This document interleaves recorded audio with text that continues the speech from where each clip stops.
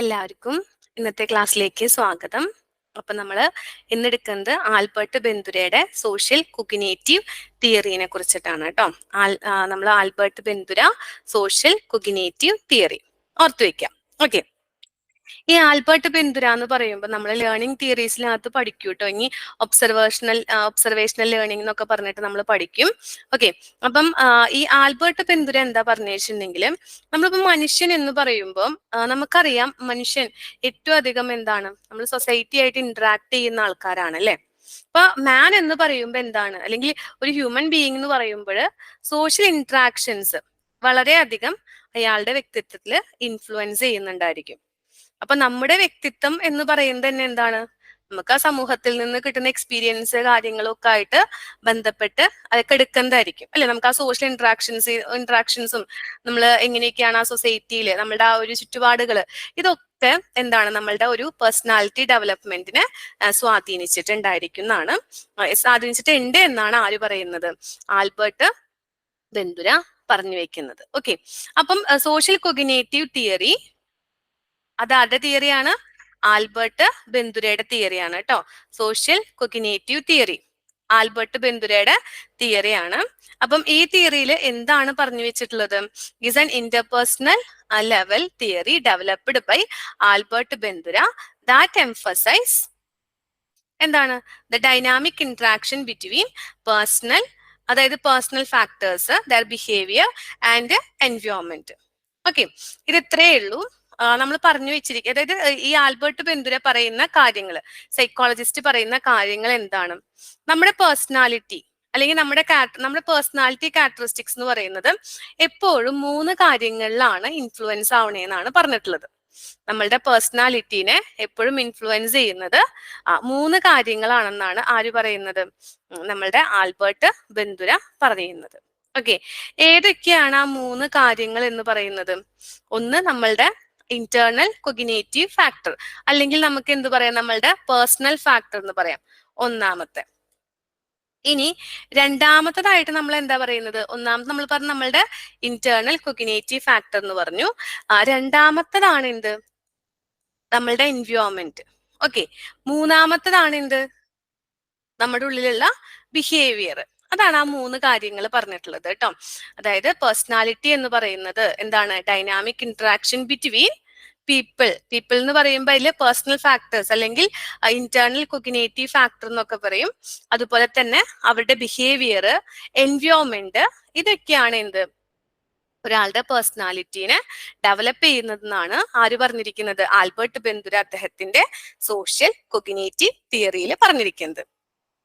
Okay, ഇനി ശരിക്കും പറഞ്ഞു കഴിഞ്ഞാൽ ഈ 3 കാര്യങ്ങൾ നമ്മൾ പറഞ്ഞു, എന്താ പറയാ, പേഴ്സണൽ ഫാക്ടർ, ബിഹേവിയർ, എൻവയോൺമെന്റ് ഒക്കെ പരസ്പരം കണക്ട് ചെയ്ത് കിടക്കുന്നുണ്ടെന്നാണ് പറയണത്. അതുപോലെ തന്നെ ആൽബർട്ട് ബെന്തുര എന്ന് പറയുമ്പോൾ നമ്മൾ ഓർത്തു വെക്കേണ്ട 3 വേർഡുകളാണ്. ഒന്ന് ഒബ്സർവേഷണൽ ലേണിംഗ്, പിന്നെ സെൽഫ് എഫിക്കസി, അതുപോലെ തന്നെ റെസിപ്രോക്കൽ ഡിറ്റർമിനിസം. ഓക്കെ, ഇത്രയും കാര്യങ്ങൾ നമ്മൾ ഓർത്തു വെക്കണം. ഈ 3 കാര്യങ്ങൾ നമ്മളുടെ ഓർമ്മയിൽ ഉണ്ടായിരിക്കണം. ആൽബർട്ട് ബെന്തുര എന്ന് പറയുമ്പോൾ നമുക്ക് ഓർത്തു വെക്കേണ്ട 3 കാര്യങ്ങളാണ് കേട്ടോ. ഓക്കെ, ഇനി അടുത്തത് സോഷ്യൽ കൊഗ്നിറ്റീവ് തിയറി എന്ന് പറയുമ്പോൾ നമ്മൾ പറഞ്ഞു 3 ഫാക്ടേഴ്സ് ആണ് അല്ലെ, പേഴ്സണാലിറ്റിനെ ഇൻഫ്ലുവൻസ് ചെയ്യുന്നത് 3 ഫാക്ടേഴ്സുകളാന്ന് പറഞ്ഞു. ഏതൊക്കെയാണ് ആ 3 ഫാക്ടേഴ്സ്, ഒന്ന് എന്താണ്, കൊഗ്നിറ്റീവ് ഫാക്ടർ, 2 ബിഹേവിയർ ഫാക്ടർ, 3 എൻവയോൺമെന്റൽ ഫാക്ടർ. ഇത് കണ്ടോ, ഇത് 3ഉം പരസ്പരം ഇന്റർകണക്ട് ചെയ്ത് കിടക്കാണ് അല്ലെ. ഇത് 3ഉം പരസ്പരം കണക്ട് ചെയ്ത് കിടക്കാണ്. ഇത് ഒന്നിൽ നിന്ന് ഒന്ന് മാറ്റി ചിന്തിക്കാനായിട്ട് നമുക്ക് പറ്റില്ല, അല്ലെങ്കിൽ ഒന്നിൽ നിന്ന് ഒന്ന് മാറ്റി നിർത്താനായിട്ട് നമുക്ക് പറ്റില്ല. മനസ്സിലായോ? അതായത് ശരിക്കും പറഞ്ഞു കഴിഞ്ഞാല് നമ്മുടെ ചിന്ത മാത്രല്ല, അതായത് ഇദ്ദേഹത്തിന്റെ അഭിപ്രായത്തില് റെസിപ്രോക്കൽ ഡിറ്റർമിൻസ് എന്ന് പറയുമ്പോൾ മനസ്സിലായില്ലേ, അതായത് ഒന്നൊന്നിനോട് ഇങ്ങനെ എന്താണ് ഇന്റർ റിലേറ്റ് ചെയ്ത് കിടക്കാണ്. ഓക്കെ, അപ്പം ഇദ്ദേഹം പറയാണ് നമ്മളുടെ ചിന്ത മാത്രല്ല, നമ്മളുടെ പേഴ്സണാലിറ്റീനെ നമ്മുടെ സമൂഹവും അല്ലെ, ചിന്ത മാത്രമല്ല നമ്മളാക്കുന്നതെന്ന് പറഞ്ഞാൽ എന്താണ്, നമ്മുടെ സമൂഹവും അതിനകത്ത് ഒരു റോൾ ഉണ്ട് അല്ലെ. അതാണ് ആര് പറഞ്ഞു വെച്ചിരിക്കുന്നത്, സോഷ്യൽ കൊഗ്നിറ്റീവ് തിയറിയിൽ ആൽബർട്ട് ബെന്തുര പറഞ്ഞു വെച്ചിരിക്കുന്നത്. ഓക്കെ, ഇപ്പം ഫോർ എക്സാമ്പിൾ എനിക്കിപ്പം ചെസ് കളിക്കാനായിട്ട് ഇഷ്ടമുള്ള ഒരാളാണ്. അപ്പൊ എന്റെ ബിഹേവിയർ ആണ് എന്ത്, ചെസ് കളിക്കുക എന്നുള്ളത്.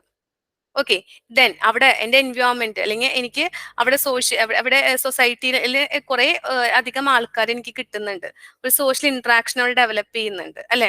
ഞാൻ ചെസ് കളിക്കാൻ ഇരിക്കുന്ന സമയത്ത് എനിക്ക് ഒറ്റയ്ക്ക് കളിക്കാൻ പറ്റില്ല. അപ്പൊ ഞാൻ അതിന് വേണ്ടിയിട്ട് ഞാൻ ഒരുപാട് കൂട്ടുകാരെ കണ്ടെത്തുന്നുണ്ട്, ഞാൻ അവരുമായിട്ട് ഒരുമിച്ചിരുന്ന് കളിക്കാൻ ആഗ്രഹിക്കുന്നുണ്ട്. അപ്പൊ എന്റെ ഒരു സോഷ്യൽ റിലേഷൻഷിപ്പ് അവിടെ ഉണ്ടായി. ഓക്കെ, അതിനുശേഷം ഒരു കൊഗ്നീഷൻ എന്ന് പറഞ്ഞ എന്താണ്, നമുക്ക് ചെസ് കളിക്കാൻ എനിക്ക് ഭയങ്കര ഇഷ്ടമാണ്, അല്ലെങ്കിൽ ചെസ് കളിയുടെ എനിക്ക് ഒരുപാട് കൂട്ടുകാരെ കിട്ടുന്നുണ്ട് അല്ലെ. ഇതൊക്കെയാണ് അവിടുത്തെ എന്തോ ഒരു ഇന്റേണൽ കൊഗ്നേറ്റീവ് ഫാക്ടർ എന്ന് പറയുന്നത്, അല്ലെങ്കിൽ ഒരു പേഴ്സണൽ ഫാക്ടർ എന്ന് പറയുന്നത്. മനസ്സിലായോ? അപ്പം നമ്മളുടെ എന്താ പറയുക ലൈഫില് അല്ലെങ്കിൽ നമ്മളുടെ പേഴ്സണാലിറ്റിയിൽ എപ്പോഴും ഈ 3 കാര്യങ്ങൾ ഇൻഫ്ലുവൻസ് ചെയ്യുന്നുണ്ട്. ഏതൊക്കെയാണ് ആ 3 കാര്യങ്ങൾ എന്ന് ഓർത്തു വെക്കുക. കൊഗ്നേറ്റീവ് ഫാക്ടർ തന്നെയാണ് പേഴ്സണൽ ഫാക്ടർ എന്ന് പറയുന്നത്. ഓക്കെ, പിന്നെ ബിഹേവിയർ ഫാക്ടേഴ്സ് ഉണ്ട്, പിന്നെ എന്താണ് എൻവയോൺമെന്റൽ ഫാക്ടേഴ്സ് ഉണ്ട്. ഇതിൽ ബിഹേവിയർ ഫാക്ടർ നമ്മൾ പറഞ്ഞ നമ്മുടെ സ്കിൽസ്, പ്രാക്ടീസ്, സെൽഫ് എഫിഷ്യൻസി ഒക്കെയാണ്. നന്നായിട്ട് ചെസ് കളിക്കാൻ അറിയാം, എന്റെ ബിഹേവിയർ അല്ലെങ്കിൽ എന്റെ ഒരു സ്കില്ലാണത്. ഓക്കെ, ദെൻ എൻവയോൺമെന്റൽ ഫാക്ടർ എന്ന് പറഞ്ഞാൽ എന്താണ്, social norms, access in community, influence on others. ഞാൻ മറ്റുള്ളവരെ ഇതിനു വേണ്ടി ക്ഷണിക്കുന്നു, ഞാൻ അവരുമായിരുന്ന് ചെസ് കളിക്കുന്നു. കൊഗ്നേറ്റീവ് ഫാക്ടർ എന്റെ നോളജ്, എക്സ്പെക്ടേഷൻ, ആറ്റിറ്റ്യൂഡ്. എനിക്കിവിടെ ചെസ് കളിക്കാൻ ഭയങ്കര ഇഷ്ടമാണ്, ചെസ് കളിച്ചതിന് എന്റെ ബുദ്ധി കൂടും, അങ്ങനെയൊക്കെ ഞാൻ വിചാരിക്കണം. ചെസ് കളിയുടെ എനിക്ക് ഒരുപാട് ഫ്രണ്ട്സിനെ കിട്ടാം. മനസ്സിലായോ? അല്ലെങ്കിൽ ചെസ് കളിയിലൂടെ എനിക്ക് നല്ല രീതിയിൽ എനിക്ക് മറ്റുള്ളവരെക്കാൾ നന്നായി പെർഫോം ചെയ്യാം. ഇതൊക്കെയാണ് എന്ത് അവിടെ ഉണ്ടാവുന്ന ഒരു കൊഗ്നേറ്റീവ് ഫാക്ടർ എന്ന് പറയുന്നത്. അപ്പൊ ഈ 3 ഫാക്ടറാണ് ഒരാളുടെ പേഴ്സണാലിറ്റിനെ ഇൻഫ്ലുവൻസ് ചെയ്യുന്നതെന്നാണ് ആര് പറഞ്ഞിരിക്കുന്നത്, ആൽബർട്ട് ബെന്തുര അദ്ദേഹത്തിന്റെ തിയറിയിൽ പറഞ്ഞിട്ടുള്ളത്. ഇനി അടുത്തൊരു ഇമ്പോർട്ടന്റ് ആയിട്ടുള്ള വേർഡാണ് അദ്ദേഹത്തിന്റെ തിയറിയില് സെൽഫ് എഫിക്കസി എന്ന് പറഞ്ഞിട്ടുള്ള ഒരു വേർഡാണ്. അതെന്ന് പറഞ്ഞിട്ടുണ്ടെങ്കിലും എന്താണ്, ഒരാള് അയാളുടെ ഒരു എബിലിറ്റിയിൽ സ്വന്തമായിട്ട് വിശ്വസിക്കുക, അയാളിൽ തന്നെ ഒരു വിശ്വസിക്കുക. മനസ്സിലായോ? അതായത് ഇപ്പം നമ്മൾ ഏതെങ്കിലും ഒരു കോമ്പറ്റേറ്റീവ് എക്സാമിന് പഠിച്ചുകൊണ്ടിരിക്കുകയാണ്. ഓക്കെ, ഇപ്പൊ യൂണിവേഴ്സിറ്റി എക്സാം ആണെങ്കിലും സെറ്റ്, നെറ്റ്, കാറ്ററ്റ് പോലുള്ള എക്സാം ആണെങ്കിലും ഞാൻ എന്റെ സ്വന്തം എഫേർട്ടിൽ ഞാൻ വിശ്വസിക്കുകയാണ്, ഞാൻ പഠിക്കും, ഞാൻ ജയിക്കും അല്ലെ, ഞാൻ എന്തായാലും പാസ്സാവും എന്ന് ഞാൻ വിശ്വസിക്കുകയാണ്. അപ്പൊ സെൽഫ് എഫിക്കസി എന്ന് പറഞ്ഞ എന്താണ്, ഒരു ഇൻഡിവിജ്വൽ എക്സ്പെക്ട് ചെയ്യാണ്, അല്ലെങ്കിൽ ഒരു പേഴ്സൺ ബിലീവ് ചെയ്യാണ് എന്തിന്, their ability to succeed in a particular situation. മനസ്സിലായി? ഞാൻ എന്തായാലും ഇവിടെ ഈ സിറ്റുവേഷനിൽ അല്ലെങ്കിൽ ആ ഒരു കാര്യത്തിൽ ഞാൻ വിജയിച്ചിരിക്കും, ഞാൻ വിൻ ചെയ്യും, എനിക്ക് കഴിയും അതിന്. ഓക്കെ, അങ്ങനെയുള്ള ആ ഒരു പേഴ്സന്റെ ബിലീഫിനെയാണ് നമ്മൾ എന്ത് പറയുന്നത്, സെൽഫ് എഫിക്കസി എന്ന് പറയുന്നത് കേട്ടോ. അപ്പൊ ഈ ടേം കൊണ്ടുവന്നത് ആരാണ്, ആൽബർട്ട് ബെന്തുരയാണ്, ഓർത്തു വെക്കണം കേട്ടോ. ഇനി അടുത്തൊരു ടേമാണ് ലോക്കസ് ഓഫ് കൺട്രോൾ എന്ന് പറയുന്നത്. ലോക്കസ് ഓഫ് കൺട്രോൾ എന്ന് പറയുമ്പോൾ അത് 2 തരത്തിലുണ്ട്, എക്സ്റ്റേണലും ഉണ്ട്, ഇന്റേണലും ഉണ്ട്. ഓക്കെ, ഇന്റേണൽ ലോക്കസ് എന്ന് പറയുമ്പോൾ എന്താണ്, ഇന്റേണൽ എന്ന് പറയുമ്പോൾ എന്താ, അതായത് എനിക്ക് വരുന്ന കാര്യങ്ങൾ അല്ലെങ്കിൽ എനിക്ക് ചുറ്റുപാട് നടക്കുന്ന കാര്യങ്ങള് അതിനെ കൺട്രോൾ ചെയ്യാനായിട്ട് എനിക്ക് തന്നെ പറ്റും, എന്റെ കൺട്രോളിലാണ് കാര്യങ്ങളൊക്കെ. മനസ്സിലായോ? അതായത് a belief that one can control one's own life. എന്റെ ലൈഫിനെ കൺട്രോൾ ചെയ്യുന്നത് അല്ലെങ്കിൽ എനിക്ക് ചുറ്റും നടക്കുന്ന കാര്യങ്ങളുടെ ഒക്കെ ഉത്തരവാദി അല്ലെങ്കിൽ അതൊക്കെ നിയന്ത്രിക്കാനായിട്ട് എനിക്ക് സാധിക്കും. മനസ്സിലായോ? അതാണ് എന്ത് പറയുന്നത്, ഇന്റേണൽ ലോക്കസ് ഓഫ് കൺട്രോൾ എന്ന് പറയുന്നത്. ഓക്കെ, ഇനി എക്സ്റ്റേണൽ എന്ന് പറഞ്ഞാൽ എന്താണ്, നേരെ ഓപ്പോസിറ്റ്, എന്റെ ലൈഫിനെ കൺട്രോൾ ചെയ്യുന്നത് പുറത്തു നിന്നുള്ള ഫാക്ടറാണ്. ഓക്കെ, അതുപോലെ തന്നെ അല്ലെങ്കിൽ ഫെയ്റ്റ്, വിധി, ഞാൻ വിധിയിൽ വിശ്വസിക്കുകയാണ്. അതൊക്കെയാണ് എന്ത്, എക്സ്റ്റേണൽ ലോക്കസ് ഓഫ് കൺട്രോൾ എന്ന് പറയുന്നത്. മനസ്സിലായോ? അപ്പൊ ഈ വേർഡുകളാണ് എപ്പോഴും നമ്മൾ ശ്രദ്ധിക്കേണ്ടത്. സെൽഫ് എഫിക്കൻസി, ലോക്കസ് ഓഫ് കൺട്രോൾ, അതുപോലെ തന്നെ ഒബ്സർവേഷണൽ ലേണിംഗ് എന്നൊക്കെ പറയുമ്പോൾ പിന്നെ എന്താ ഒബ്സർവേഷണൽ ലേണിംഗ്, സോഷ്യൽ നമ്മൾ ആ 3 ഫാക്ടേഴ്സ് നമ്മൾ പറഞ്ഞല്ലോ, നമ്മൾ ബിഹേവിയർ പഠിക്കുമ്പോൾ ആ ഒരു 3 ഇൻഫ്ലുവൻസ് ചെയ്യുന്ന അല്ലെങ്കിൽ നമ്മൾ പേഴ്സണലി ഇൻഫ്ലുവൻസ് ചെയ്യുന്ന 3 ഫാക്ടേഴ്സ്, ഇതിനൊക്കെ അല്ലെങ്കിൽ റെസിപ്രോക്കൽ, അതാണ് എന്ത് റെസിപ്രോക്കൽ ഡിറ്റർമിനിസം. ഈ വേർഡുകളൊക്കെ കേൾക്കുമ്പോൾ നമ്മൾ ഓർക്കേണ്ടത് ആരെയാണ്, ആൽബർട്ട് ബെന്തുരേനെയാണ്. കണ്ടോ, ഇന്റേണൽ ലോക്കസ് ഓഫ് കൺട്രോളും ഉണ്ട്, എക്സ്റ്റേണൽ ലോക്കസ് ഓഫ് കൺട്രോളും ഉണ്ട്. ഓക്കെ, ക്ലിയർ ആയല്ലോ? ഇത്രയും കാര്യങ്ങൾ ക്ലിയർ ആയോ? ഇതാണ് നമ്മളുടെ ആൽബർട്ട് ബെന്തുരയുടെ എന്താണ് തിയറിയുടെ പേരെന്താണ്, ആൽബർട്ട് ബെന്തുരയുടെ തിയറിയുടെ പേരെന്താണ്, സോഷ്യൽ കൊഗ്നിറ്റീവ് തിയറി. അപ്പൊ ഇവിടെ ശ്രദ്ധിക്കേണ്ട കാര്യം, observational learning, reciprocal determinism, self efficacy, locus of control. Okay, observational learning നമ്മൾ ലേണിംഗ് തിയറിയിൽ പഠിക്കും.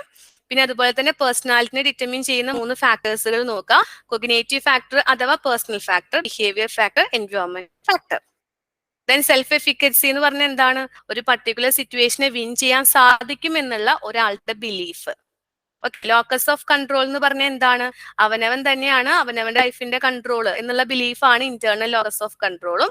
അല്ല, വിധിയാണ് ജീവിതത്തെ നിയന്ത്രിക്കുന്നത് എന്നുള്ള ബിലീഫാണ് എന്ത്? എക്സ്റ്റേണൽ ലോക്കസ് ഓഫ് കൺട്രോളും. ക്ലിയർ ആയല്ലോ? ഇത്രയും കാര്യങ്ങളാണ് ഇന്നത്തെ ഈ തിയറിയിൽ പഠിപ്പിക്കുന്നത്. ഒരു ചെറിയ തിയറിയാണ്, അപ്പൊ നന്നായിട്ട് പഠിക്കുക കേട്ടോ. ഓക്കെ, ശരി, താങ്ക് യു.